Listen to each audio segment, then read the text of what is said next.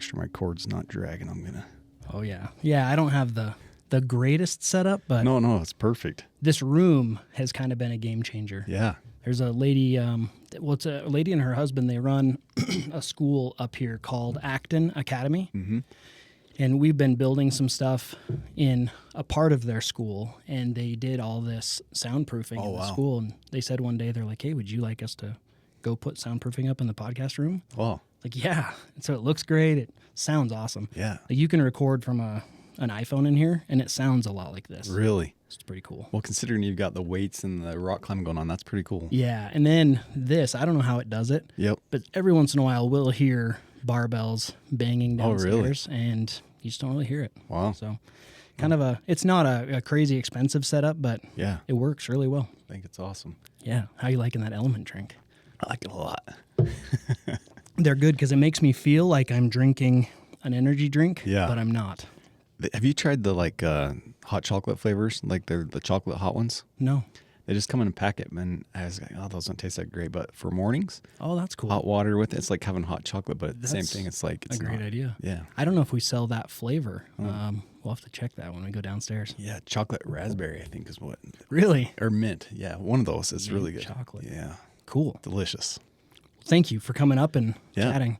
Yep. So we met a while ago. I think you reached out about doing a seminar at the gym, right? Yep. And that's kind of where it all started? I think so. It's probably been, 6-7 years ago, I think. Yeah, it's really cool. Yeah. So, I mean, seminar at the gym, like what do you do? So I teach some knife stuff, some defense. I also teach some gun stuff. The thing that people usually bring me in for is the knife. How do you defend against a knife? How do you use a knife? The reason a lot of people are interested in that is they're like, hey, I carry a gun, but there's a lot of places I can't carry it. So what other options do I have? The reason I kind of got into that, I teach defensive tactics for my day job. Yeah. So I work for a government agency, and what I found is when we went hands-on and we're doing things, the gun was easy to control, but the knife was scary because it's omnidirectional, so you can change the direction. And so I started looking into it and researching and going and studying with as many people as I could.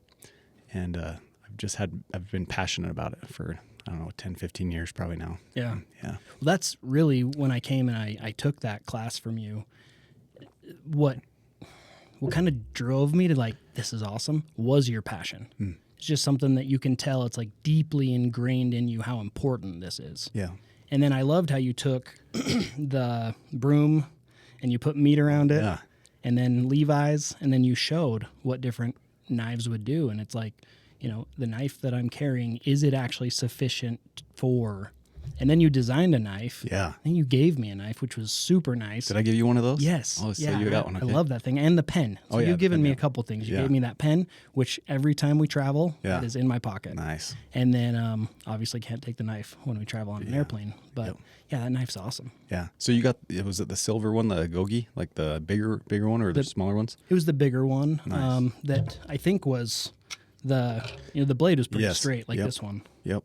But not definitely different than this one, but still. Kind of that Warncliffe, kind of that straight edge, almost like a razor blade looking. Yeah. And in the test that you showed, wasn't that kind of the... Yeah.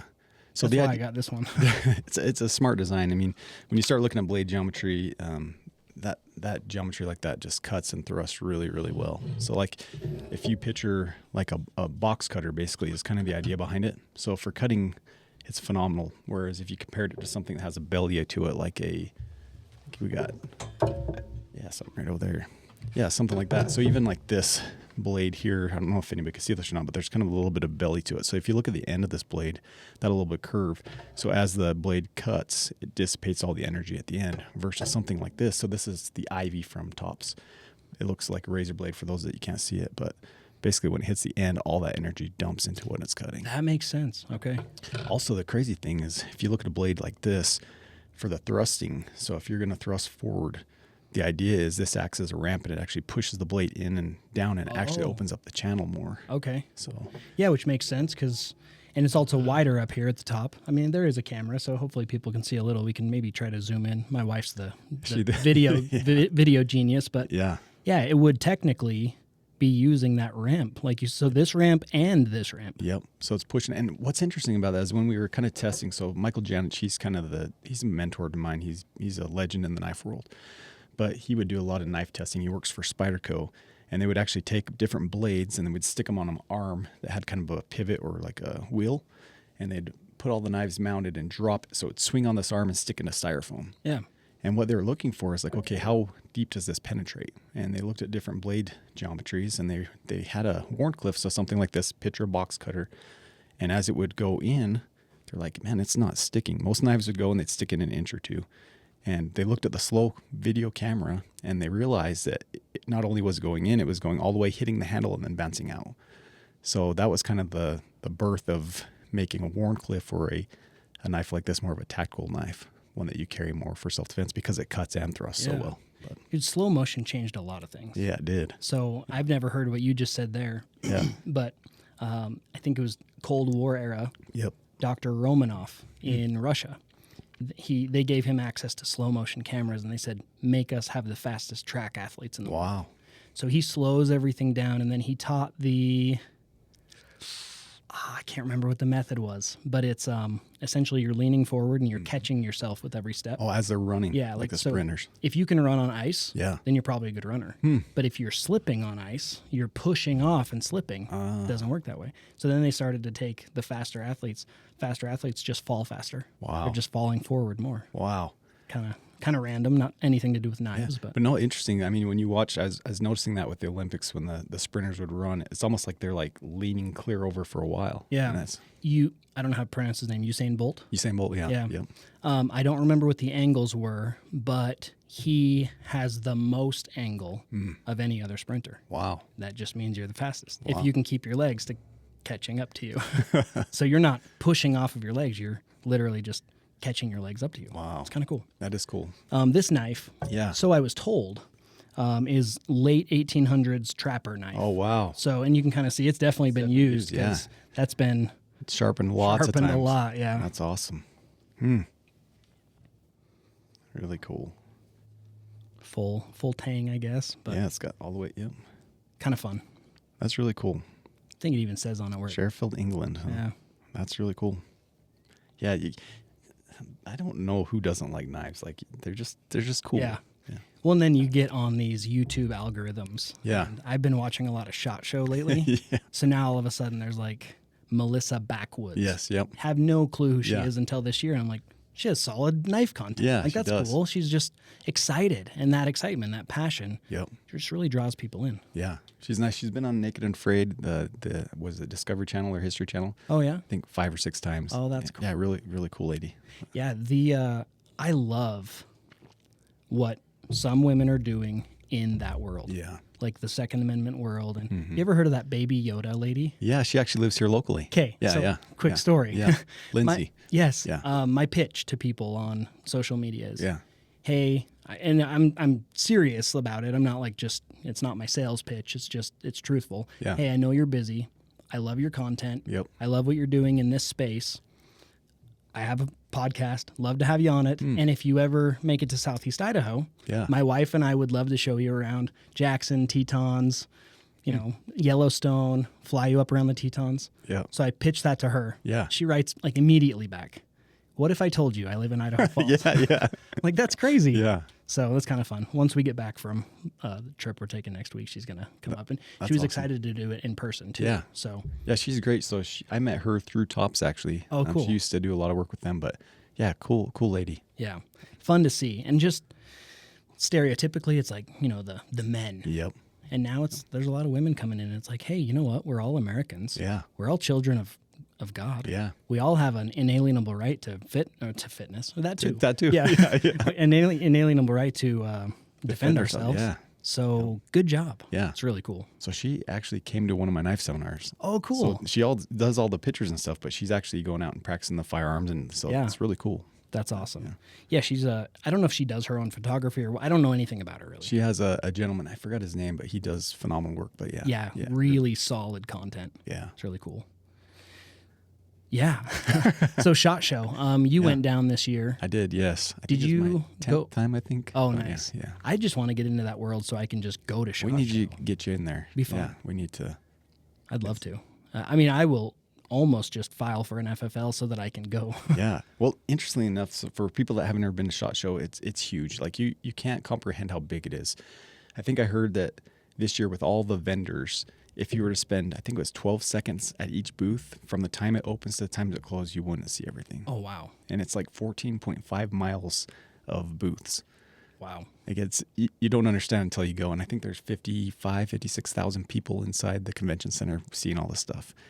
And the fun thing about it is you can walk down the aisle and it's like, oh, I've seen that guy in a movie. I know that. It's a lot of fun. That is pretty cool. Yeah. There's a few things that came out this year that, I mean, I want everything. I just am selective of what I get. Yeah. But that Staccato HD 4.5 yes, that accepts with the Glock mags. Yep. Yeah. It's I'm awesome. like, that might be my tactical games gun. I think it should be. Yeah. Yeah, it's a great gun. It's cool. So what got you, like, so tell me your history. Just where you from? Like, Yeah. So I grew up not far from here. I grew up in Grant, Idaho. So what are we, maybe 20 minutes from here. Yeah. I lived right by the Grant gas station. So as a kid, I was probably around 12 years old, and the lady that worked there, her name was Fidela. She was actually murdered. Yeah, I remember that. So that was kind of the start to my life, is somebody that is near and dear to me is murdered. Yeah. So did that, went to high school. I actually went to Mexico for a couple of years. I lived in Guadalajara. So I lived in Providencia, Estela Guzman, Puerto Vallarta. Yeah. I actually love the culture a ton. I do too. That's where we're heading next week. Yeah. And for an orphanage, right? Yeah. You guys? Yeah. Yeah. My wife and I have, excuse me, this has carbonation in it, obviously. We've delicious. gone to Haiti a couple times and done medical missions. But we've been like, we got to bring our kids. Yeah. You can't bring your kids to Haiti. No. You don't even want to bring us to Haiti right now. Yeah. So yeah, Mexico with kids next week. That's awesome. And what part do you say? Actually, So it'll be in Baja. yep. So we go through Tijuana, drive about an hour and a half south, and then cut into the peninsula. That's so awesome that you guys are doing that. It'll be good. Honestly, for our kids, Yep. perspective. Yeah. Like, life's hard. Like, oh, is it? Oh, is it? Let's go. Yeah, you have clothes. I mean, Yeah. I remember living in Mexico, and there was a gentleman when I lived in Vallarta, and he was a kid that was crippled. Like, he had zero use of his legs. I mean, he's all atrophied, like no muscle. And up there, all the roads are cobblestone and rock and dirt. And he had a regular skateboard, probably like a cheap Walmart type board that the wheels wouldn't even spin. And that's how he got around. Wow. And you look at now, like even the poorest of us here in the United States have it way better. Yeah. So yeah, it's awesome. Your kids are going to see. Yeah, I'm excited different for it. perspective. And they're excited, and they know it's not going to play. It's not a vacation. They do get to play with the kids. Like, Yeah. kids are in school. As soon as the kids get out of school, they get to play with them. Yep. And we just kind of build and paint all day. That's awesome. good. So good for you guys. Thank you. Yep. So you lived in Mexico. So, yeah, Mexico. And then I came back and I went to ISU. So I got a degree in adult learning. Yeah. And then at the time I was a really big cyclist. So, you know, the guys like Lance Armstrong, Yeah. I used to compete in like Logan and Jackson, the long stuff. Oh, cool. I'd never really even shot a gun before in my life. And my dad's like, hey, they're hiring out here at the agency I work for. Yeah. And I was like, man, that sounds okay. I guess I'll do that. So I put in, and the requirements to try out is you had to run a mile and do a 40-yard dash. And because I was a cyclist, I just smoked the mile. Got on out there, was an officer for about a year, and then special response team, like a SWAT team, basically. Did that for about 6, almost 7 years as a sniper and assaulter. Yeah. Got in as the defensive tactics instructor because I just, when I do something, I fall in. So that's my hobbies now. It's like, it's guns, it's jiu-jitsu, it's knives, it's everything like that. So that's what I did, and then fell into the knife world, and here I am today. So Yeah. And you just got back from Florida. yeah. So I went down to Jeff Curran. He's if you've never heard of Jeff Curran, look him up. He's fought UFC, I think Bellator a bunch. I think he had 100+ fights, something like that. He's one of Pedro Sauer's black belts. But he puts on this retreat every year. This is the 10th year in Cocoa Bay or Beach, Florida. So it's 4 days of jiu-jitsu on the beach. And just, it was awesome. Yeah. Ton of fun. I think 200 people is what they limited it to this year. Last year, I think 225. You said 14 days? 4 days, sorry. Oh, 4, Yeah, okay. 4. Yeah, 14 would I be was like, holy better. cow. 4. But it's cool because you had the beach, you had all the food, you had the fun, the sun, and then they had the rockets, so you could see Elon Musk's law. Oh, Yeah, that is cool. way fun place to be. Weren't they supposed to land on the moon? I think I've heard that, but I don't know. Yeah, I watched the launch, I guess, like a week ago. They should be getting there, right? is it that close? I don't know. Yeah. No, that's really cool. Yeah. So you got to see launches. I saw one launch. Yeah. So where we did the jiu-jitsu was actually inside of a building, but it's crazy because of like the detonation or I don't know what you call it, rocket boosters. Yeah. As it goes off, it takes so long to travel. So the rocket is like up over your head, and then you hear the pop. Yeah. But That's pretty cool. cool. Yeah. Yeah, even at a baseball game, you'll see them hit the ball, then you hear the crowd. Oh yeah. It's kind of crazy. Yeah, Lineage in jiu-jitsu is interesting to me. So you said Pedro Sauer. Yeah. I actually think it went Pedro Sauer, Matt Strack, Oh, yeah. Jared Enfield, Yep. James Enfield. That does sound right, actually. I think they used to be with Pedro, so Yeah. that does make sense. Yeah. Yeah. Yeah, and then Matt started Soma, Yep. and they have a few schools that he, I guess, licenses out or something. Which Like affiliates or... yeah, yeah. Which I think if you have the name that you have, you Yeah. should definitely affiliate and Absolutely. get people doing your thing. That's what Isaac over here with... Isaac Payne. Yeah, Hegan Yeah. Machado Yep. has their Hegan Machado school. Yeah. The lineage is just kind of crazy, though, because it's like you're not too far away from Aleo. It is crazy, isn't it? Especially like when you consider back in the day you would have had to travel clear to Brazil. Yeah. And now here you are. Yeah. Now the name's going to leave me, but he's up in Montana. My Yep. coach is going Saturday to Okay. see him, do a private lesson with him. And Matt Strack said to him last year, he's like, you realize you're seeing the Michael Jordan of jiu-jitsu. In Montana. Yeah. Yeah. Wow. Silvio Bering. Oh, wow. Yeah. Wow. So, but that's kind of in the jiu-jitsu world. If you nerd out on it, it's Yeah. like Silvio Bering's. That's pretty crazy. But you just get to go purchase a private lesson with him. Yeah. So it'd be like me calling up Michael Jordan. Hey, can I have an hour with you? Yeah. Yeah, man, absolutely. Just kind of a cool world. That is cool. And it's funny you say that because being in Florida last week with Pedro Sauer, he and Luis were talking about some of the experiences they had when they came to the United States from Brazil. Yeah. And they we had no idea we were going to come here and teach jiu-jitsu. Like, who was going to be interested in learning that? And they said the first while they actually lived in the garage. So they would go in there and they said that like Huron and all those guys would be like, hey, put him in a headlock. And if you get out, you owe him $20. And hey, if you don't get your head out of there, then you owe me $20. Yeah, so, that's cool. But they said like privates back then were like $20 and training with like the old, the old guys. So pretty crazy. Yeah, you go an hour with Pedro Sauer or Silvio Bering, you're probably $500-$600. Yeah. Gordon Ryan, you're probably $1,000. Probably. Yeah. You're paying for his hair, though. Oh yeah, absolutely. He's got to keep it looking good. Yeah. It's I saw like, man, he looks like either retro or old. Yeah. Like, I guess it's right. He bleaches it He or just something. bleached. but Yeah. That's cool. So your whole life right now is defense. Yeah, pretty much. That's all that's what I do for my hobbies. A lot of the guys I work with.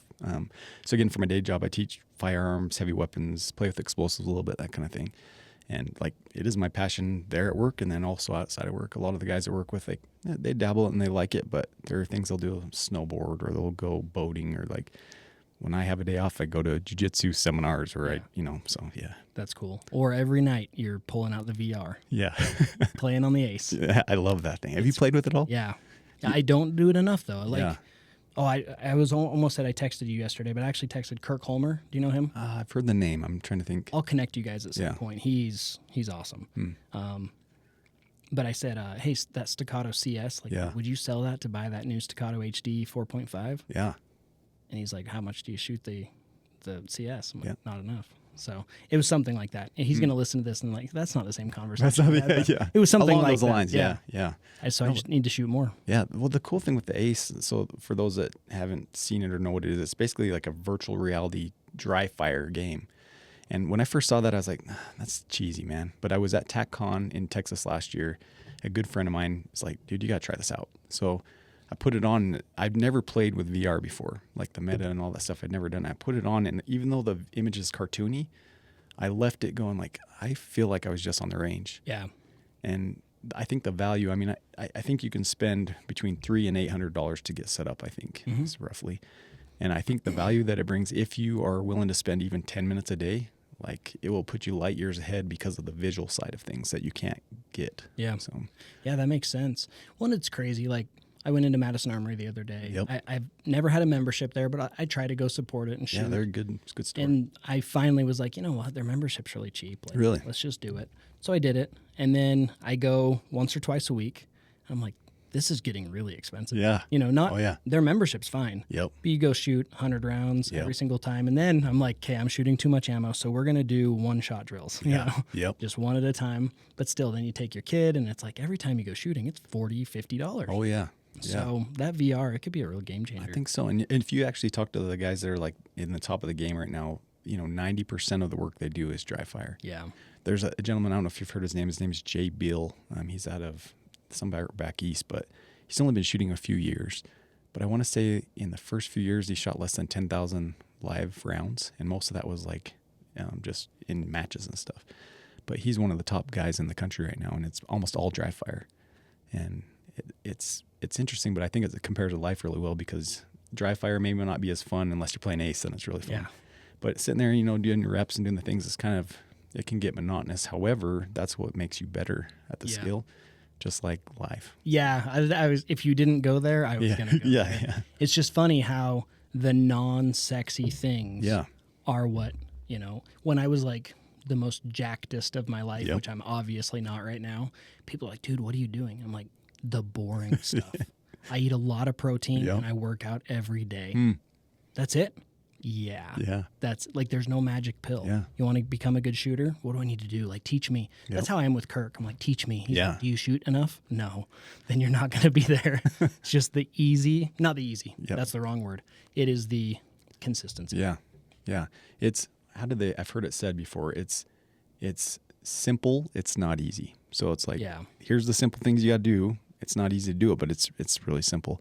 The gentleman that he won limited this last year at USPSA Carry Optics, he was trying to figure out like, hey, how do I become the best shooter ever? And so he's asking his coach, and he's like, you just got to do one thing.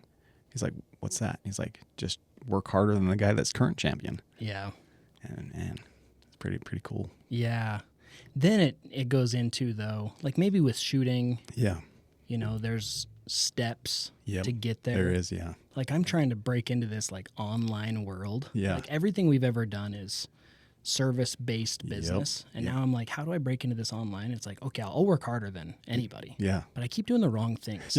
And I don't know what path to take. Yeah. But are they setting you up potentially down the road because you're doing this? Totally could be. You sound like my wife. Okay, good. She's a smart lady. She is a smart lady. Yeah. So how would you tell people from your seminars to go home and train with a knife? Yeah. So a lot of people actually ask, they're like, this is great. I went and trained this with you, but I had a training partner at home. I don't have anybody. Yeah. So a couple things that I would do is I have a heavy bag at home, and I would take a pool noodle. So just buy for 99 cents at the dollar store, $1.25 now, everything's inflated. Yeah. But you could take that and put the arms basically around the dummy, and then you can practice all these techniques just on a pool noodle. Oh, that's really cool. Like you don't have to spend money on this, and I think that's what a lot of people put. It's like, well, I don't have a training partner, I don't have a gym, I don't have. Yeah. You don't need it. I mean, it's helpful, and you do need it occasionally, but you can do a lot just with a dummy, a 99-cent dummy. Do you ever take the firearms stuff and the jiu-jitsu and the knife and put it all together? Yes. In fact, a course that I'm going to start offering, the first one's in a couple months, is called Earn Your Draw. And so the whole course is based around, everybody's like, hey, I've got a sub 2 second draw to a 7-yard target. I can hit 6 shots A-zone sub 2 seconds. It's like, that's awesome. You can do that. But how do you get your gun out when somebody's grabbing you? Yeah. How do you? So this whole course is based around creating opportunities that if the situation was provided that you had a deadly force situation, that you can actually get your gun out and use it, or your knife. Yeah. So it entangles all of those pieces. Yeah, I love that. Yeah. Which is so important. And I feel, so I'll just tell you, I went through this little period where I felt confident in jiu-jitsu. Oh, yeah. That period's gone by the way. Like, I like rolling with white belts today and one taps me. I'm like, belts don't matter. Yeah. I know, like you're supposed to be like, hey, check your ego at the door. I'm like, I'm so tired of getting tapped by white belts. Yeah. So my confidence is gone. Yeah. But it was there. So at some point I was like, hey, I'm confident. I stopped carrying. Yeah. I stopped concealed carrying. And I'm like, because you just felt, felt good. Uncomfortable carrying it. It's like, I feel strong and capable. Huh? Yeah. Yeah. And I said that to my coach, and he's like, that's horrible. Yeah. Like, a lot of guys do that. Why are you doing that? And I'm like, I don't know, actually. It was almost unconscious. Yeah. He's like, I teach you jiu-jitsu. You know some firearm stuff. Jiu-jitsu's second. Yeah. Like, what if they come in with a gun? Right. I'm like, oh, yeah. Yeah. You taught me how to take a gun away once. So yeah. It's just really interesting how that can all shift with confidence, when really in reality, we need to be good, maybe not great, but good at everything. Yeah. Well, interesting you say that, because when I got kind of in the knife world, again, I was on the special response team. So it's a lot of, how do I say this politely? Everybody's better than each other, like everybody on the team is like, well, I'm, so there's a lot of puffing up of chest and whatnot. And when they found out I was getting the knife stuff and taking all the classes, like, dude, why are you doing the knife stuff? I got a gun, I'll just shoot you. Yeah. And it's like, okay, what gun are you carrying right now? Well, it's in the truck. And it's like, cool, that does you zero good. And not only am I doing the knife stuff, but I'm doing the gun stuff too. You know? So that's what cracks me up is like everybody kind of has their assumptions, but you do have to be kind of well-rounded, and it's hard because there's so many pieces. Yeah. How do you find time to do all of this stuff? Yeah. Yeah, because I said actually in a podcast a couple of days ago, balance does not exist. We're all chasing balance. And if I look at my life over the last 16 years, like I'm talking married life, business, kids, there's balance over 16 years, but there's not balance in the last month. I bet. Yeah. It's just interesting. Watching all the work that you're putting in, I mean, between the rock climbing gym and the CrossFit gym, and you've got the, what do you call the tar? The pavement. The pavement. And I mean, getting your pilot's license and doing jujitsu, like doing the tactical games. I mean, you're a busy man, family, but yeah, I don't think there is a perfect balance. In fact, I took a course from John Correa. If you've heard of him, he does the active self-protection YouTube videos. Okay. So he's analyzed now, I think like 60,000 life or death situations where somebody's, pulled a gun or a knife. So his videos are awesome. But I was asking him, I took that course and I was like, how do you balance your life? Because he has kids. And he's like, dude, there's no balance. Like if you want to be good at something, some things are going to kind of have to sacrifice. And on that note, if you've ever heard of Daniel Horner, he's a 3-gun national champ. That does sound familiar. Won more sniper, competitions than anybody else. I recently took his course on mental management, and one of the things that he talks about, and I won't give it all away, so if you want to find out more, you got to take his class, but he talks about as far as like having goals, going into a room and the room being full of balloons. Like there's all these things you want to do, and at any given time, you can only pick up 2 balloons at once. And if you're going to pick up another one, you have to drop one. So trying to find that balance in life of what's important to you is a critical piece. And I think there's seasons. Yeah, I agree. Also, as you were talking about the gun and the knife, what if they're 20 feet away? Yeah. Because I don't remember if we tested that or if you tested it and showed us at that seminar. Yep. But I know we've done it. Even I was a SWAT medic for a little while as I was kind of finishing my paramedic life and journey. And we would just play with stuff like that. Get a trainer knife and a dummy gun. Yep. Try it. And really, like, that's real. And it's fast. And, in a real situation, people aren't going to like start from 21 feet back and come stab you. Yeah. But the idea of how much time it actually takes. And the interesting thing is, I get that a lot is people see my knife stuff and they're like, dude, if I get within 21 feet of you, I'm just going to shoot you. It's like, really? Like anybody that's going to use a knife is probably not going to be brandishing it and showing it to you before you get there. But the crazy thing is when they set up the 21-foot rule or whatever, is actually with Dennis Tooler. He was a sergeant in Salt Lake. And the idea behind it wasn't so much like, hey, if they get within 21 feet, I can shoot them. The idea was like, how long does it take an average officer to draw their firearm to engage? And he never meant for it to be a rule, but now everybody takes it as a rule. Yeah. And the interesting thing is now, because of the way technology and things have and skills and training has evolved, now they've extended that in a lot of courses to courts to 32 feet. So that 21 feet that they always used to talk about, they've actually extended this is how far that's crazy you have. Yeah, you think about how far that is. Yeah, you feel like you're so far away from that person, and you are a second to a second and a half away from death. Oh yeah. And the interesting thing on that is that's why one of the biggest things, if you remember in my seminar, is talking about awareness and what's going on around you. Because you can learn to be the best ninja in the world. And if you're not paying or aware of what's happening to you, it doesn't matter. Yeah. I've looked for you all over because you said that if someone can come up and tap you on the shoulder, so I'm always in Idaho Falls. I'm like, where's Adam? So for clarification, if you're listening, I do a game in all my seminars. And what it is, it's kind of an awareness game. And it's not to make people paranoid, but the idea is just, be observant of what's going on. If you hear a door open behind you, it's just take a glance. You don't need to be scanning your areas and watching your six all the time. But the idea behind the game, you have to come to one of my seminars, and then I issue this challenge. And if you can do the thing that I recommend, then I'll give you a patch and a gift card. So I've been doing that challenge now for probably 6 years, several thousand students at this point. I think I've got caught 3 times. That's awesome. SHOT Show is never fun. We talked about SHOT Show. Yeah. 55,000 people, and there's probably at any given time 200 or 300 people in there that I've taught. Yeah. So I've had a lot of people try really hard. One time I got caught. It was an officer that I was training out at my facility. So to mind you, to get out to the agency where I work, to get in there, you have to have a security clearance, a badge, go through gates, metal detectors, all that stuff. So I feel pretty safe out there. Yeah. So I got done working out, and I'm walking out of the shower just butt naked.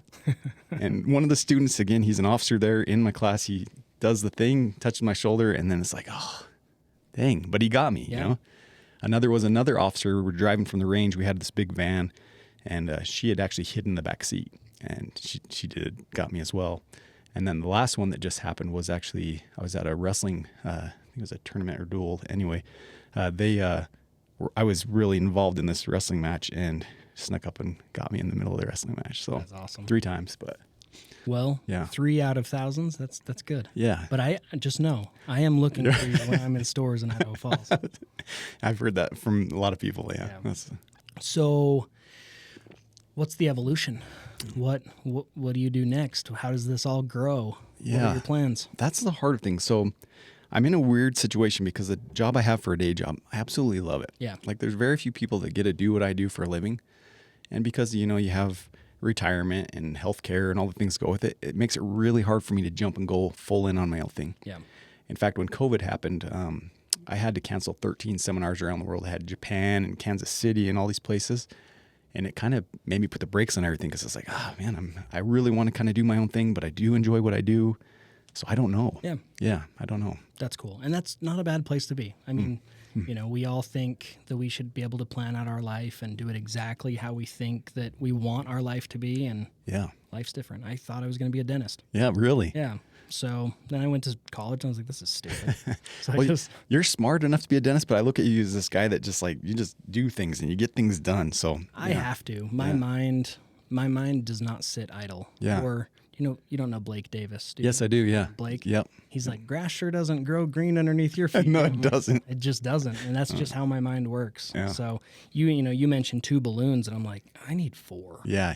Yeah. It's just armpits. Yeah. Yeah. Now those balloons might not be very big. Yeah. But I just have to have 4 balloons. That's awesome. They all have the same amount of air as the 2 balloons. Yeah. But yeah, it's just how my mind works.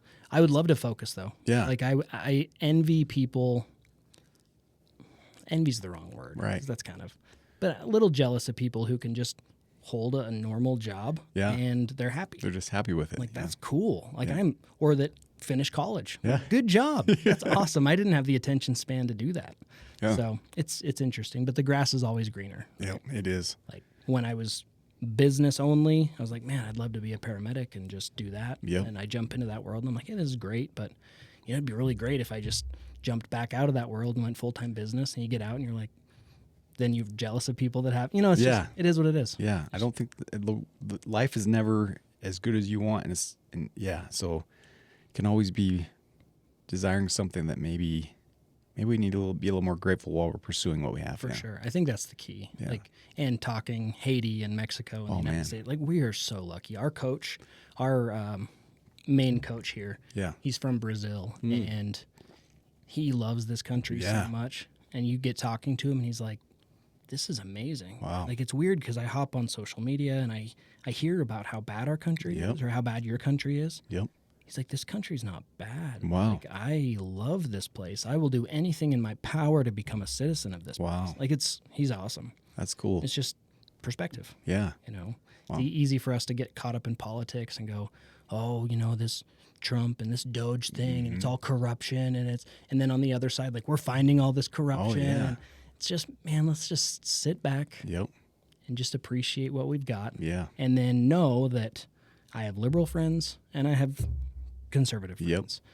Interestingly, the liberal friends want what's best for this country too. Yeah. Isn't that crazy? Yeah. But we have different ideas of how to get there. Yep. So we can just love each other and we can have a good conversation. Yep. Yeah. Yeah. Yeah, we need more of that. It is weird. I said this on a podcast a couple days ago, so I'm like repeating it, but I saw this thing.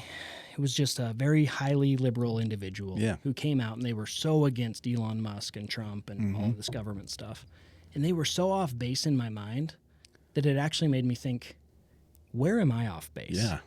Like he went instantly to like, this is all horrible. But I'm sure that I do that too on the other side. So like, where are we both wrong? I've just been trying to think of it. Yeah. How would you realize that? Because I think we all have our biases and we're going to think the way we think, but obviously we have things that aren't correct, and I don't think there's anybody that's living a life that, oh man, they've got everything perfect. But how do you analyze your life and be like, okay, I could really change this perspective? Or maybe I thought this is the thing they're trying to get at, but really they want this.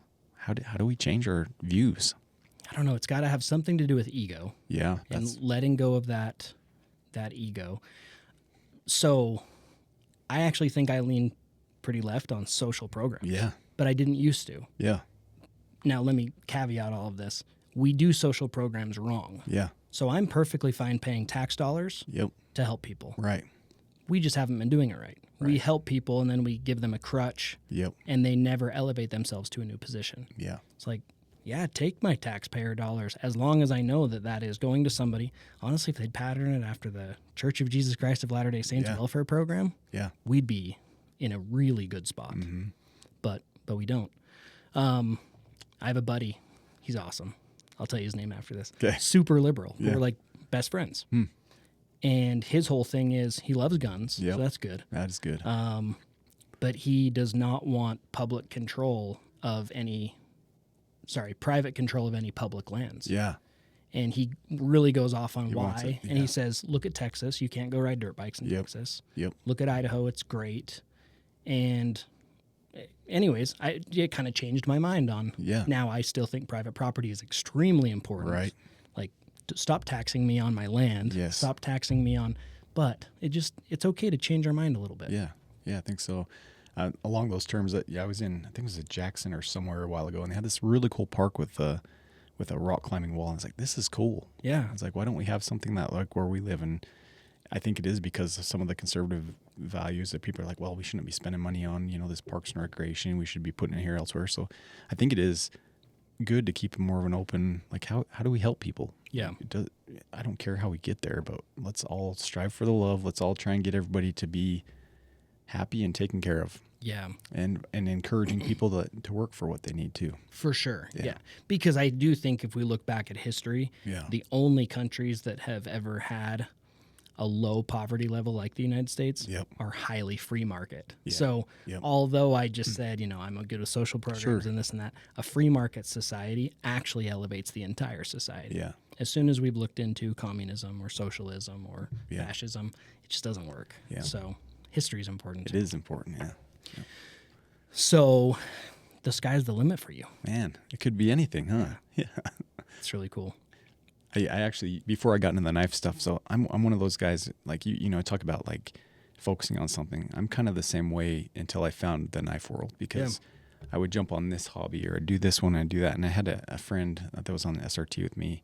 Funny enough, he was actually a lawyer, and he's like, I don't want to be a lawyer anymore. And he came out and became a sniper with me. But he's like, dude, I don't know what you're going to do tomorrow. Are you going to, like, learn the flute tomorrow? Like, what's your thing? Yeah. So it kind of funny is. But that also is a testament to it's okay to try other things until you find what's your thing. Yep. You've probably heard me talk about Ikigai. Yeah. You've found your Ikigai. Yeah.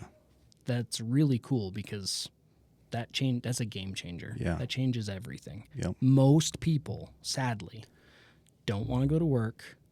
They just want to go home. Yep. They want to watch Netflix. Yep. Football. Yep, football. Yeah. Oh, Yeah. football. Yeah, Yeah. don't even get me. Football is just the Roman Colosseum It is. moved to the United States. Yeah. So I laugh so hard. Like, I'm not really a big football fan, but I've got so many friends that are. That's their passion. They can tell you any player, their stats, all the things, because they do the fantasy football. But it makes me chuckle. I hear it all the time, like, dude, we're going to the Super Bowl this year. And it's like, what do you mean we're going to this? Yeah. But it becomes their whole life. Yeah. And I think we all do that. I'm probably that same way with the knives and guns and stuff too, but it's just interesting what we put our attention on. Yeah, I think it was the day before the Super Bowl. My oldest, he's like, I don't like Patrick Mahomes. I was like, who's Patrick Mahomes? Yeah, who's that guy? He told me, and I was like, okay. Yeah. I'm not going against what you say here. Yeah. But I want you to think about what you just said. Yeah.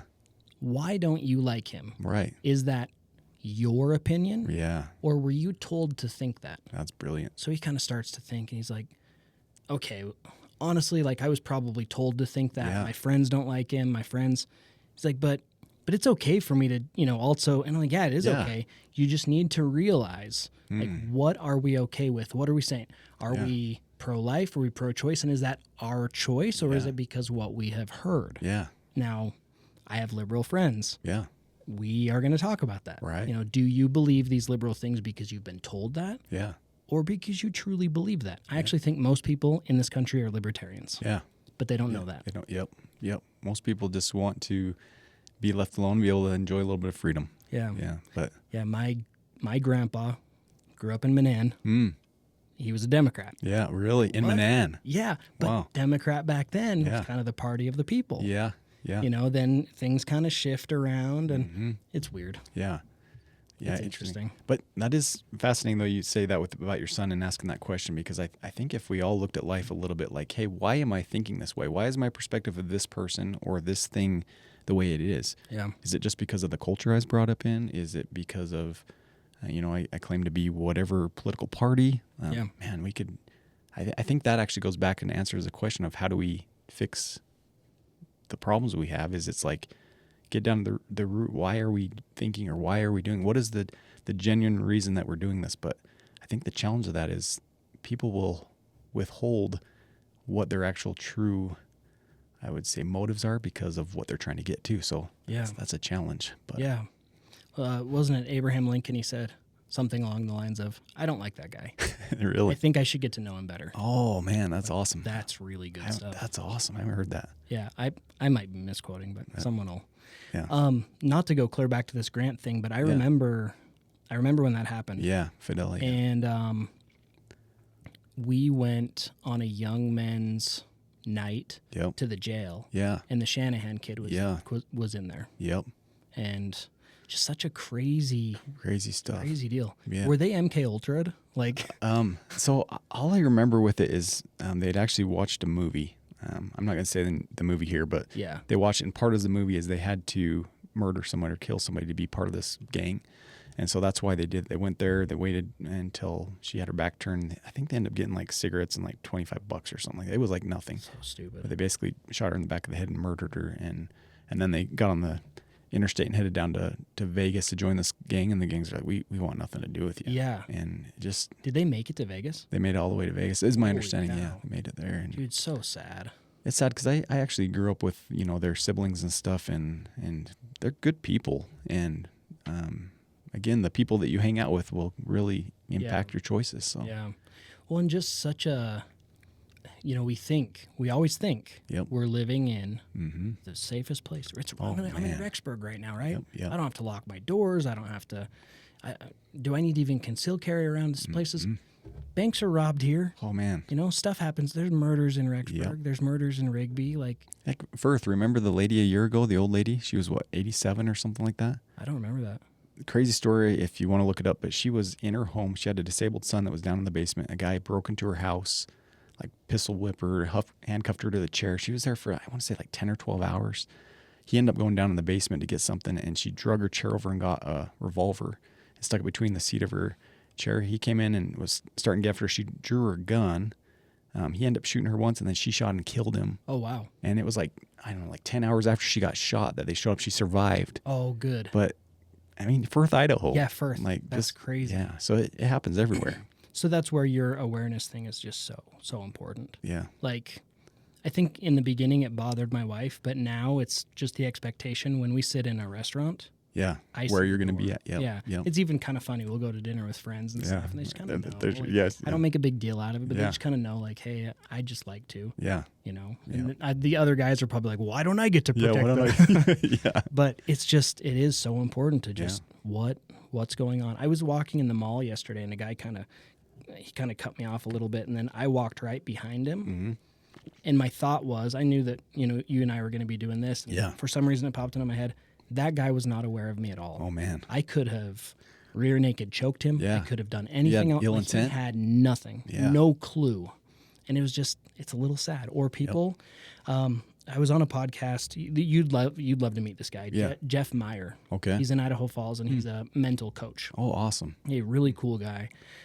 He is on this mission right now to talk to people about distraction of their cell phone. Oh, man. Just hop into your cell phone and go to your settings or wherever and see your screen time. Yeah. Hours. Yeah. He said that if, like everything I say, the numbers might be off a little bit here, but essentially in 6th grade, when most parents are getting their kids' phones, if they just do the average that all the other kids are doing, by the time they're 30, It's 9 years. 9 years of being from 6th grade till 30. Yeah. 9 years of being on their this. cell phone. Wow. Yeah. That's amazing. Crazy is that? Wow. So he said some kids at this point are like 12 plus hours a day on their phone. 12 plus hours a So day. I was like, Jeff, what about that 10,000 hour rule? And Yeah. he's like, within 6 months, you're top of the world. Wow. And, you know, like, can you imagine if it's like, you know, how do I build an online knife course? Yeah. But you're on Instagram, you're on Yeah. TikTok, and you're playing Just wasting games time. Yeah. Or you go, okay, I'm going to take that time. I'm going to dedicate it to a craft. Wow. You're the best in the world. Yeah. It's so interesting. That's crazy. But it's so easy not to do that. Yeah. Oh, it's so easy. Man, you know, who was it? It was, I think it was Joe Rogan or Jocko. One of them was, no, it was Dana White actually. He's like, it doesn't take much nowadays because everybody's so addicted to our cell phones and everything else that's going on. But that's pretty interesting with the perspective of 12 hours a day. Yeah. 9 years Can you believe that? of your life. Yeah. And it might not be 12 hours that ends up being the 9 years. It might have been less. He just said the average time the ballpark, those kids are on the phone. Wow. And then he told me to go look up people walking into things on their phone. I've never seen these videos. You haven't seen those? No. Yeah, they're funny. Yeah, but yeah, it's pretty fascinating when you walk around and you see how many people are on their phone or just like looking at their feet. You know, like there's my toes, just going about life and not really. Yeah. Yeah. How can, in your opinion, like how can someone find that passion? Because I mean, you're obviously blessed and lucky to find that passion, but it's not luck and it's not just blessed. You were willing to go out and do the things that it took. You try all those different things until you found that passion. Yeah, I think that's one thing about me, coming from where I came from, so kind of a little history of my life. When I was 3 years old, my mom decided that she had other things she wanted to do. So my dad was a single dad from the time I was 3 till about 9 or so, and I ended up living with my grandparents. But I kind of had this life change to the point where I was okay with not doing things correctly. You know, we had to figure out how to make our own food or walk to school or whatever as a kid. So it was like, I'm just doing the best I can. And I think a lot of people getting into things, they have the ego where it's like, oh, they're going to go do jujitsu or something like that. And they get into it and it's like, man, I got my butt kicked by a 120-pound purple belt female. I think that's what's helped me is just being okay with really sucking at first and stuff. Yeah. That makes a lot of sense because what we see in helping people start businesses. Yeah. Well, but I'm not an expert. Okay. Yeah. Good. Good. Yeah. Because what I've seen also in business is they hire a team of experts and then the business fails. Yeah. The business that has no experts, but they're all willing to go out and learn and fail. Yeah. Like, dude, post that video. Yeah. Yeah, you looked like a moron. Yeah. Not you. Yeah. You always look great. Yeah. Like, go back and look at. Have you ever heard of Alex Hormozi? Yes, I met him in an airport before he got big. Oh, that's awesome. Yeah, but anyway, yeah. Yeah, he seems like if you met him in an airport, he's just a cool dude. He was just genuine. Like I'd recognize it was when he was doing Gym Launch. Yeah. And he'd kind of gotten going. He hadn't really sold and done all that stuff. And I was like, I recognize that face just from the ads. And whenever I said hi to him, he's like, hey, buddy, like just a good dude. So to see somebody be that successful based off the limited interaction I had with him is pretty cool. That is cool. But he's not afraid to fail. And his very first content was like, whoa, dude. Oh, yeah. You've really come and learned. But then other people will never post that video. No. So they'll never become Alex Hormozi. Yeah. Wow. It's so I just read his $100 million leads. Yes. So good. That's his second book, right? The blue cover. I read that one before I read the other. Oh, really? Yeah. But then I bought the other one. Yeah. And then I accidentally bought it in French. Oh, really? So I had to send that one back to Amazon. But do you see? So Alex actually talks about this in his book, but he recommends that you listen to it and read it at the same time. So he's got the whole book on YouTube for free as well. Oh, it's on YouTube. I bought it on Audible. Oh, well, maybe not leads, but I know the first $1 million offers is. But it's pretty fascinating that you talk about putting out content and whatever else, and even though he's putting out the stuff out there for free, I've been following his stuff for a while, and still am purchasing his books and stuff because it's like I find value in what he's doing. Yes, and I think that's cool that he's put so much time into it. I can't remember. In one of his books, he talks about the money he's making, and it is insane. It was like more than like Ford and McDonald's or something like CEOs all combined. Yeah, and what's crazy is his best content is free. Yeah, so crazy. People are like, hey, I don't understand that. Yeah. You'll have someone that's brand new to a course. They just built an online course. Yep. And then they'll have a coach who's worth, tens of millions, hundreds of millions of dollars. Yep. And they're like, put it out for free. Wow. And people are like, I can't put it out for free. And yeah, they're that's like, who are you? Yeah. Like, Who are you? Why would someone want your course for free, or like they're going to pay you $200? Yeah. Put it out for free. Wow. I mean, how does that work?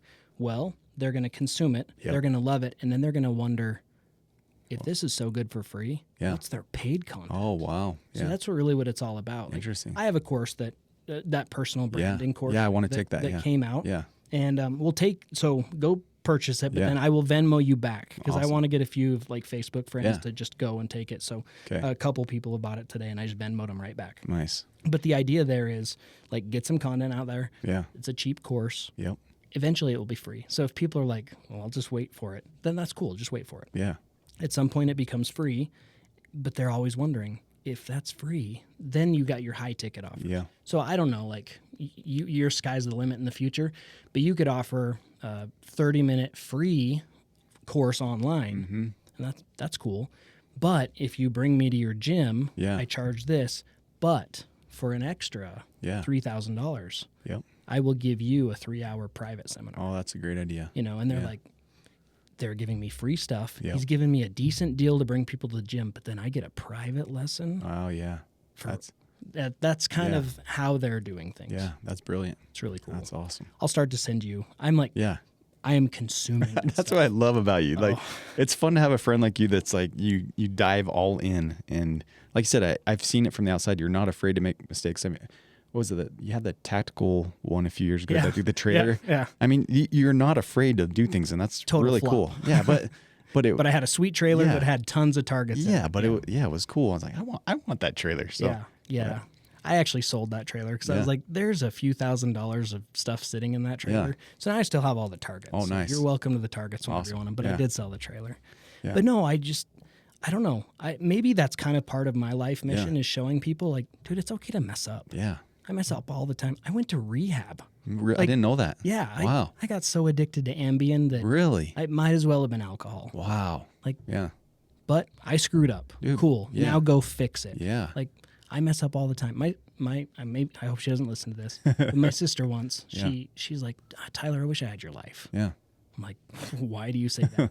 She's like, well, just this and that. I'm like, Erica, you have no idea. Yeah. Like, I went at that time. I was like, I am so addicted to Ambien. I'm taking naps on it. Wow. Like, this is, So also don't look at social media and think, I wish I had that. You have no idea what's going on. And we only put out the best, right? We do. Yep. So I wasn't like, hey, I'm about to take an Ambien to take a nap. Dude, So just go mess up. Yeah, that inspires me though. I had no idea that was like part of your background, but it just makes me respect you that much more. That you've gone through something that was difficult, and it's like, hey, I'm gonna change this, dude. That's awesome. Oh well, that's kind. It's taken me a long time to talk about it. Yeah. In the very beginning, I was so ashamed of it, and then the shame and the guilt. Like, guilt can actually be good. Shame is not good. Yep. Like, if we do something wrong, we can feel guilt. Yeah. But as soon as you feel shame, and they're like, you're enough. You're this. Yeah. I still don't believe that everybody's enough, but that's just my fault. Like, that's me. Yeah. I think actually, if Christ died for our sins, then we are just not enough. Yeah. But absolutely. It's taken me a long time to get comfortable to talk about it. I still don't actually talk about it much. So that actually just means but now everybody. Now they're gonna know. Yeah. Yeah. But I think here in this area too, the culture of it of saying that you did anything wrong is really looked negatively. Oh, for sure. But everybody has something they're working on. Yeah. Everybody's got something. Yeah. So I find it inspiring when people are like, dude, I had this thing, I had this addiction, I had this thing, whatever it is, and I overcame it, or I'm working on it. I'm getting better at it. Maybe I'm not perfect, but I think that's awesome. Yeah. Oh, I appreciate it. Yeah. I actually encourage people to go to AA meetings, even if they are not, everyone has some type of addiction. Sure. Yeah. The most spiritual room I've ever been in is a bunch of rough ex-alcoholics. Yeah. And they would even say I still am, Yeah. but just ex-alcoholics that are like, oh man, I really wanted to drink today. Wow. They're just honest and raw about it though. But I didn't. Good. I had some problems with my wife, but we talked about it. Yeah. Got this kid that's doing this. My job sucks. But guess what? I didn't drink today. That's so awesome. It's so cool. That's You're just like, you talk about tangible spirit. You're like, that was in the room. That's cool. It was really cool.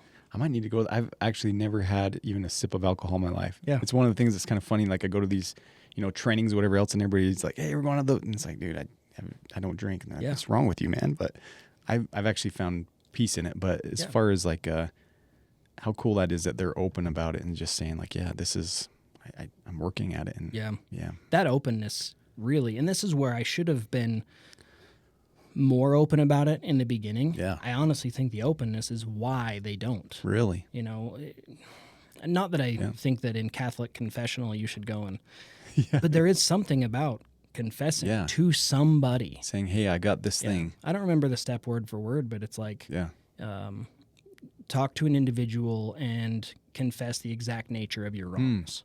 Yeah. Like if you're doing something in your life right now that just isn't really in alignment with your morals or your values or your goals, you do need to find someone that you can have confidence in and just tell them. Yeah. At that point, it's all out on the table. Now you can change it. That's cool.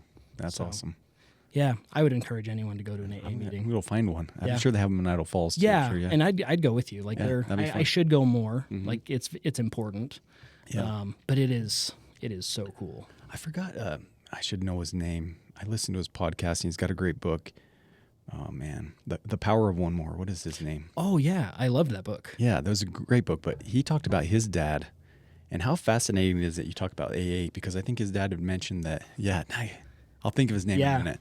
But he talked about his dad, how he had been an alcoholic. Ed Milet. Yep. Yes, man, he's awesome. Yeah. From what I've seen. So, but he talked about his dad having the addiction of alcohol. And just one day being like, yeah, I'm done. And he went in, never had alcohol again. But I guess when his father passed away, he had, over the years, had called everybody on their, what they call it, like birthday, when they stopped drinking. It was like their celebration day. Yeah. And he, I guess, had, thousands of people that he had cared for afterwards. And it's like, man, how awesome and is that somebody that had gone through something is willing to help others through their struggle. And I really think that is kind of the purpose of our life, is to find our own passion, but also to help other people. And pretty cool. So that is. So if you go through the steps and you continue to live it, like you can be a sponsor for someone else. Well, that's what, sponsor. Yeah, that's what you call it. Being a sponsor. So my grandpa, it's kind of crazy. He was born in 1905. So I never knew him. He died when my dad was 15. Wow. But he was an alcoholic. And then his oldest son was like 4 or 5, Bert, crawled up on his lap one day and he went, "Dad, when can I smoke and drink like you?" Wow. And apparently that day he stopped. And my dad said when he talked to his mom, so my grandma, he's like, "How was that when Dad quit?" She's like, "It was 3 months of hell." Oh, I bet. It was, but he just cold turkey. Wow. Like, if my kid is seeing me do this, like I've got to be done. Wow. I was not that strong. Wow. I was like, I need all the help I can get right now. Yep. So it's weird. It's weird if one, you can take a little tiny pill. Yep. And it has a devilish grip on us. Yep. And 2, how far we allow ourselves to go into the mental depths of hell. Yeah. Like, I don't want to go to hell. I don't think hell really exists anyways. Yeah. I don't think it's heaven, hell sort of thing. Right. But like, I don't want to go to hell because I've been there. Yeah. I've lived there, and it is not a place you want to be. Wow. That changes your whole perspective on life, doesn't it? It does, but it's important to talk about it. Yes. Because I probably have not said it like this in my own mind. Yeah. I'm more like, I really wish I could sleep at night. Yeah. But when you think back to how bad it can get. Wow. And you probably don't see it while you're there. Like, or do you? Yeah. No, you're totally right. It is good to have others that are willing to be like, hey, you're in a really bad place right now. Yeah. Man. Like, no, I'm not. And they will deny it. Yeah. Like, there's a really good book for anyone that has family that's battling any type of addiction, mostly substance abuse, but I would say like any addiction. Yeah. It's called Unhooked. Unhooked. By, I have a podcast with him Unhooked. in a couple of weeks. Awesome. Jason Coombs. Jason Coombs. Okay. Yeah. He's not related to the Coombs in Idle Falls, is he? Probably not like the men to Colby Coombs and all those guys. Probably not. I don't know. Do they have relations to like prophets of the church? I don't know. Okay. I don't know. I mean, he has an amazing story, but his book Unhooked, just to help family members, because you're gonna know someone in your life who has some type of addiction, and as soon as you bring it up to them, they're gonna, I'm not addicted to it. Absolutely. I had an uncle who got into drugs, but also smoking and drinking and alcoholism and everything. And he'd joke around about it once he was done with all of it. But he's like, quitting smoking's easy. Like, I've done it hundreds of times. Yeah. Wow. Like, you've done it hundreds of times, so therefore it wasn't easy. You're going back to it. We all know someone. So as soon as you go to them, you're like, hey, you got a problem. They're not going to believe you. Yep. They have to hit their own absolute rock bottom. At that point, if you let your ego go, then you can get help. Wow. And it was so cool to meet some of the people that we met, just crazy hard lives. Like one had been shot. Wow. Like I met this really cool lady. She was going through rehab. So she had already been through it, and then she was in a job helping people. Yeah. But she had been addicted to multiple different things, and she was in rehab.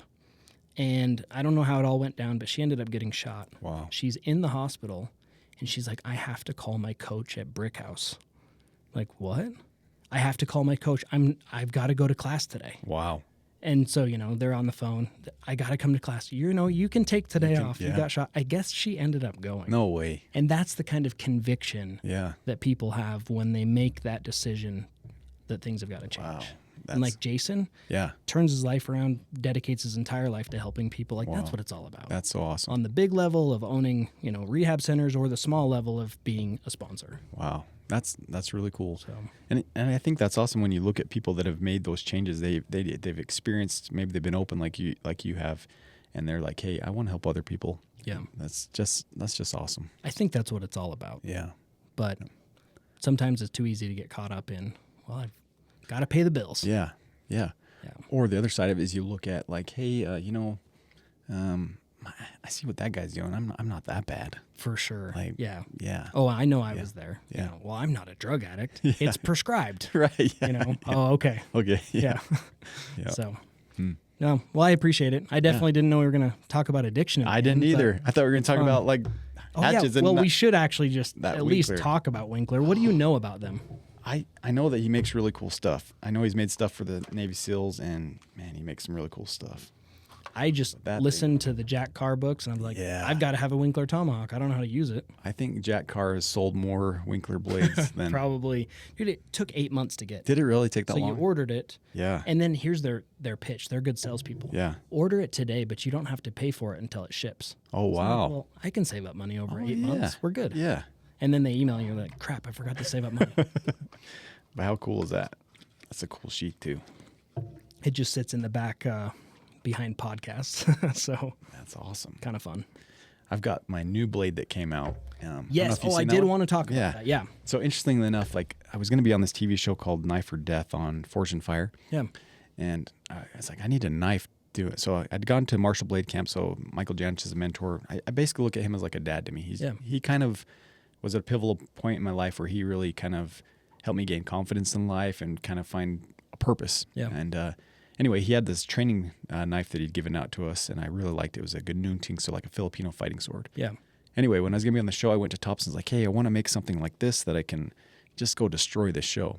And so we worked with them, and we designed this knife, and it was probably 6 or 7 years ago. I think it was 2018, so 7 years ago.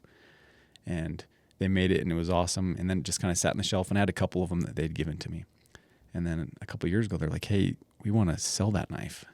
And I've been so excited about this because it's something that, like, I helped design, and we got it out to the market, and people are going crazy over it. It's like it just won one of the top 8 knives of 2025. Cool. By Guns and Ammo magazine. Yeah. And it's selling like crazy. Good. And so it's fun to be like, hey, this is something that I'm a part of it. Now it's like global. Yes. So fun. That's really cool. Well, and what's cool is you had no idea, Yeah. and you were doing all those things to figure out what you're passionate about. Yeah. That you're going to have a knife that becomes the 8th most popular guns and ammo knife, and that's really Yeah, it's cool. actually ranked 3 out of the 8. So it's like, Heck yeah. Yeah. And it's huge. Like, Yeah. Okay. So tell me about it. Why?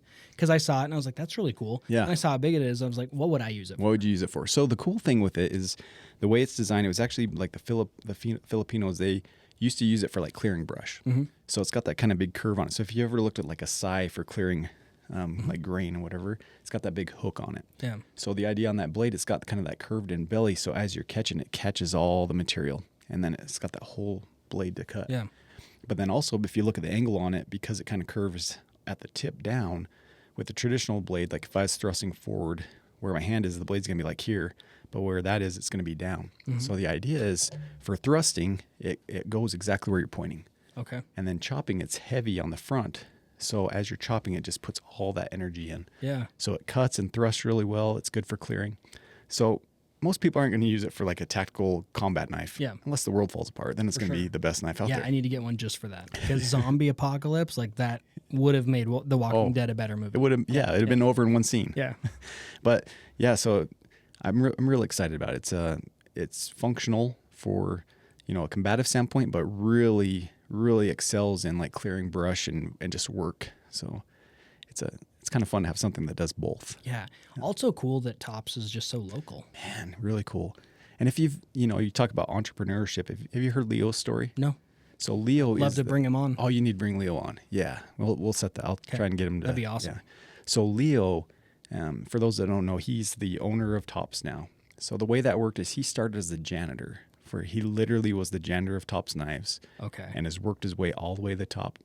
I think he's responsible for like 90% of the knives that they've designed. Yeah. And they've got hundreds of knives. I was blown away when I got this. Yeah, they gave me a catalog. Yeah. And I was like, holy crap. There are so many knives here. Yeah, and all kinds. You can find anything you're interested in. They have something for everybody. Yeah. But I like that they're, they claim 101% made in the United States. Yeah. So all their steel, everything is here from the United States. So I love supporting that. And then just good dudes, just good people. Yeah. Yeah, very personalized too. Like I bought it and paid the shipping, but then I emailed them and I wasn't gonna ask for my shipping dollars back or anything. Just it's extra money to support them or whatever. Yep. But in the email, if you want to pick it up, that's great. And right now you'll get a refund on your shipping. Awesome. It's so personalized. Then I get a phone call. I just figured I'd get an email. Yeah. Hey, this is so and so from Tops. Just want to let you know we just finished your knife. You're welcome to come down. When I pick it up, it still has some of the oil on it. Oh, yeah. It came with extra oil and a rape whistle. It did have the whistle. Yeah. Dude, yeah. Everybody needs one of those. Yes. Yeah. I'll bring that to Mexico. Yeah. Just call the cartel. Yeah. That's awesome. But good stuff. So excited for you. And how many knives have you designed? That's my third one that's gone in. So production going out that's my first one that's going out production through a company. And then I've had two other knives that I've purchased, and then when people want to buy them, they just came through me. Okay. And I think the first knife I designed, it was really cool. So I met Doug Markita from Forge and Fire years ago, and he's became a friend of mine. He's a good dude. But I gave him one of my knives, and then when I went to sell them, I sold out in 31 minutes. Cool. Because he's like, hey, check out my friend's knife. He's like, there it is. And it was like, dude, this is cool. Yeah. And then the second knife did really well as well. So. Is the second knife the larger one? That's the one you have. It's the Gogi 2. So, so the first one's the Gogi, and then the second one's just a bigger, more strong. It's thicker. So if you look at kind of the spine on this one, it's not quite that thick. Yeah. But I wanted something that wasn't going to break. So when I designed that one, it was like I want something that I can stick through metal, or we do a lot of testing on pork, like you mentioned. Mm-hmm. But I wanted something that went through a Ed Calderon class. So he's a guy that was anti-cartel in Mexico. And one of the things he had you do in his class is you would, try and smuggle a knife in, and then you had to take the knife and stick it through different parts of a hanging pig. Yeah. And they have one that they call a unicorn, where you stick it basically in the skull of the pig and try and break the knife off. And I wanted something that was going to hold up to that. So anyway, designed it thicker and kind of reinforced where we had the grinds and whatnot. And I stuck it through a filing cabinet, I want to say like 36 times, trying to break the tip off. Yeah. And I'm really proud of that blade. Yeah. But yeah. I've never used it for anything. yeah. I mean, important. Like I obviously use it, and just Yeah. having a knife is important. Yep. But it's also so nice and pretty. I haven't want to use it camping or anything. I just sometimes it's concealed, or when I go hunting, it's definitely in my backpack. I have it down. Nice. The handle. Easily accessible. Yeah. Are you still selling those? That one I'm not currently. I need to do more runs of those. But I have two other blades in the work right now. I don't know when or if they're coming out. One will be a folder, and then one's a smaller blade that. So where I work, we're restricted to a 2.5-inch blade restriction. So I've got something in those lines as well right now. So what's that hook called on the back of them that you can flip it open? So those are a Kershaw or a Wave. Yeah. So that's built by Ernie Emerson, not Kershaw. Yeah, the Emerson. Yeah. Yeah. Yeah. Is that still proprietary to him? Is it still? It's not. So people are using that. So on your flip out, will you do one of those? It will not have that. It won't have that. No, Okay. no. I like those, but there's some limitations. So for those listening, so you basically picture like a folding knife has like a hook on the back. So when you pull it out of your pants, it opens up the blade. I really like those because you can, you open that with one hand, or maybe you have arthritis or you're older. But the downside to it is to open that up, you're having to draw your elbow back to get it open. Yeah. So if I'm like rolling around or I'm trapped up against a wall to get that open, I still have to like pull out to the side or do something where I'm pulling my arm out here, which is not what I want to do. Yeah. So I do like them, but I like something that I can mechanically just. That's cool. Yeah. I love those. Just they're in the pocket, and obviously I'm never taking my knife out to Just- use it in yeah. a defense situation, but I take Yeah. it out to use it all the time, and it's just so convenient. It's so convenient. I know you can buy them too to like Yep. put them on knives, but Yeah, 5x5 makes 5x5 Combat Solutions. They make those, but I'd also add on the. I was going to go something really cool with that. Oh, the history of the wave. Have you heard about that? no. So when we're talking about this blade that opens up with that hook on the back, what I've heard, and maybe I'm wrong, but what I heard is years ago, Ernie Emerson, again, he's the legend in the knife world, but supposedly the Navy SEALs came up to him and like, hey, we want a combat folding knife that we can use.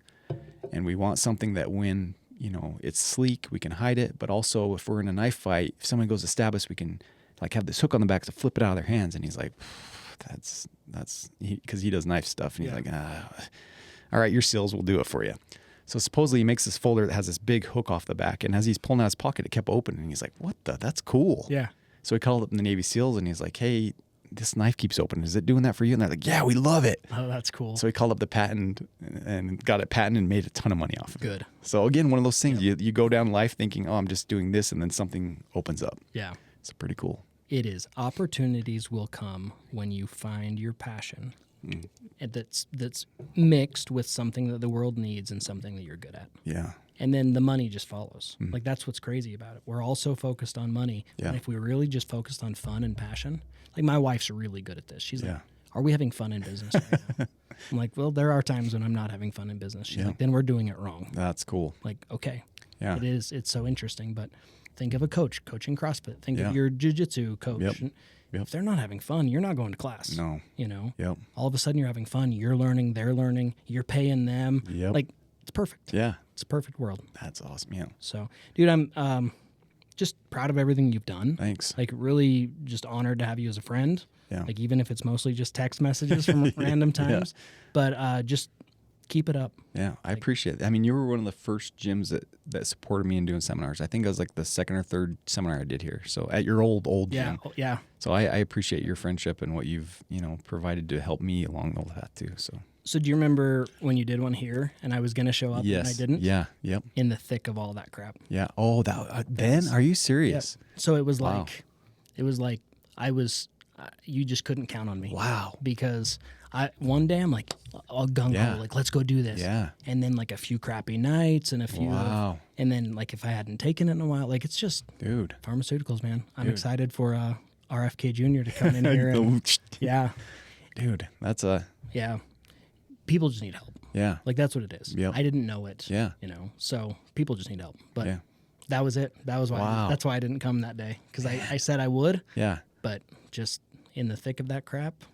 I never had any idea. Like how cool though that you've experienced that and came out the top, like that. Yeah. That's awesome. So I appreciate that. Yeah. I don't want to say it's a battle every day. Sleep is a battle. Oh, yeah. Like I hate bedtime. Yeah. But life is so good. Yep. And we can have that outlook of, hey, I went through something, I learned from it. But I also don't want to say I'll never get there again. Yeah. Because I don't want to arrive. Yep. As soon as I've arrived, I'm not learning. Yeah. So I haven't arrived. And that's where those old guys at the AA meetings, they know. Wow. If they have a bad day, they might go drink. Really? Like, they're like, I'm not immune from it, Wow. but I'm sober 20 years. That's But awesome. but 24 hours at a time, like it's cool. We'll have to go. hit That'd be one of fun. those up. I'd love to go So, to. Yeah. Man, It's fun. little things every day, just a little bit And better. that's really what it's all about. Like, and my wife has to remind me. Like, I might seem all positive all the time, but she's like, precept upon precept, Tyler, line up on line. Like, we have to learn this stuff little, but I'm like, I want it now. Yes. So that's why we have good women in our lives. Yeah. So, That's awesome. dude, thank you, and excited to see your life. My pleasure. Thank you. Thanks. Yep.